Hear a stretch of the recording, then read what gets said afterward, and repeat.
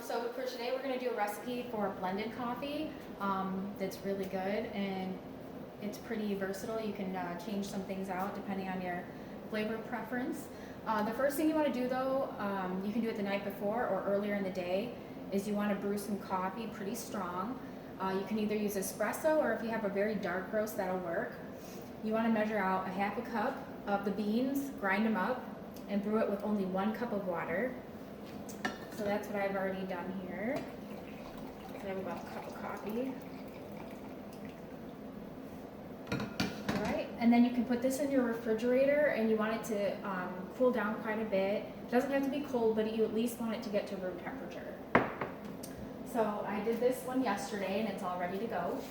The other thing you want to do the night before is you want to freeze your milk preference. So I used organic almond milk. You can use any kind of milk, and you're going to freeze it in an ice cube tray like this. So it helps if you do it the night before to make sure it's really frozen.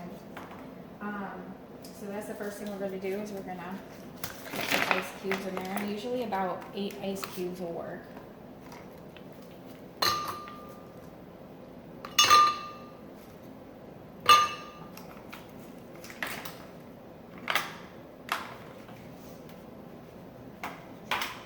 And then you're going to go ahead and pour your 1 cup of coffee in there.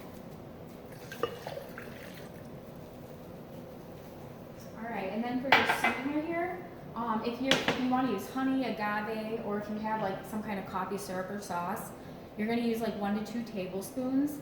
I actually made a date caramel sauce, which was, I took 5 of these little dates here, I pitted them. You want to make sure you get those little pits out of there. I took 5 of those, put them in the food processor with 3 tablespoons of very hot water, and I blended them up, and it made this little date paste here, so that's what I'm going to use. Like I said, if you want to use honey or another sweetener you have, you only need about half that, so about 2 tablespoons should be enough. Alright, then I'm going to take cinnamon here, because I really like cinnamon. You can use any kind of spices in your pantry. If you have a apple pie spice or pumpkin spice, or you know, any kind of spices you like is good. But I use about a half a teaspoon there. And then I've got vanilla extract, and I'm going to use the same amount, half a teaspoon.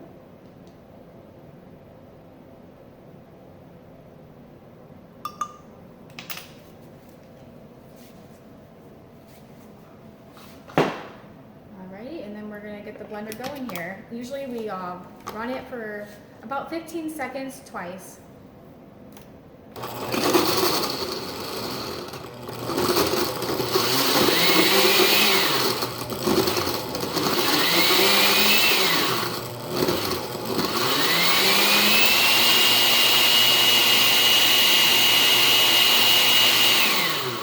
That was the first time, and then we'll do it one more time, make sure we get that ice blended up really good.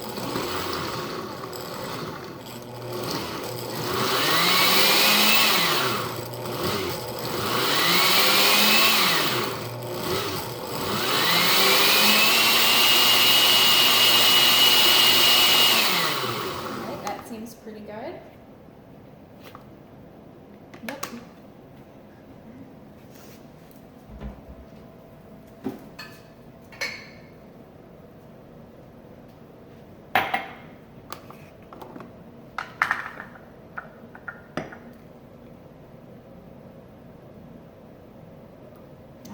There you go. So it looks like it makes about 2 of them, or if you have a really big cup and you want to make 1 really large one, that works too.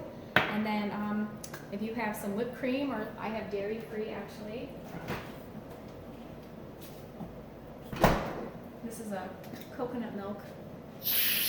Oh, and it's frozen in there. It's too cold. Okay, well, that's how you make it, so hope you enjoy it.